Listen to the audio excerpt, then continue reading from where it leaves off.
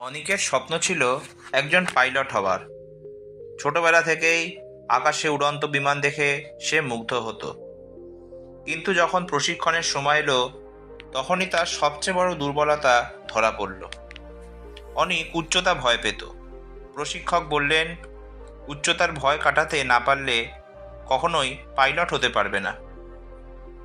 এ কথা শুনে অনিক ভেঙে পড়ল। সে ভাবল, হয়তো আমার স্বপ্ন শুধু স্বপ্নই থেকে যাবে। কিন্তু তার এক বন্ধু বলল, শোনো, ভয়কে যদি তুমি জিততে না শেখো, তাহলে সাফল্যও তোমাকে জিততে দেবে না। সাহস দেখাও, বিশ্বাস রাখো নিজের ওপর। বন্ধুর কথায় অনুপ্রাণিত হয়ে অনেক ভয় জয়ের সিদ্ধান্ত নিল।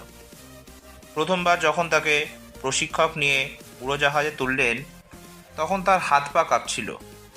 মনে হচ্ছিল ভয় তাকে পুরোপুরি গ্রাস করেছে। কিন্তু ঠিক তখনই সে নিজের মনে বলল, আমি ভয়কে হারাবো, আমি পারবো।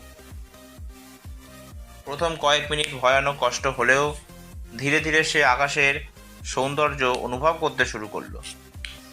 ভয়টা ধীরে ধীরে সাহসে পরিণত হলো। বারবার অনুশীলনের মাধ্যমে সে ভয়কে জয় করলো।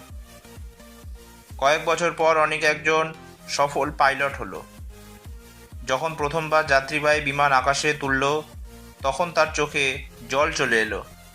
সে বুঝল, যদি ভয়কে জিততে না পারত, তাহলে জীবনের সবচেয়ে বড় স্বপ্নটা কখনো পূরণ হতো না।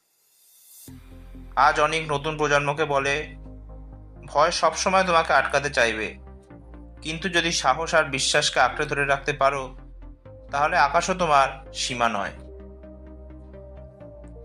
এই গল্প থেকে আমরা এই শিক্ষাই পাই, ভয় আমাদের মনে সীমারেখা টেনে দেয়, কিন্তু সাহস ও বিশ্বাস সেই সীমা ভেঙে দেয়।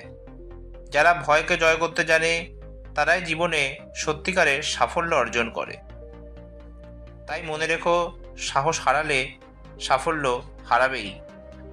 ভয় নয়, বিশ্বাসেই এগিয়ে যেতে হবে। আজকের গল্পটি এই পর্যন্তই। গল্পটি ভালো লাগলে প্লিজ ভিডিওটি লাইক, শেয়ার আর চ্যানেলটি সাবস্ক্রাইব করতে ভুলবেন না। আরও এরকম নতুন গল্প নিয়ে আমি আপনাদের সামনে উপস্থিত হব। ধন্যবাদ।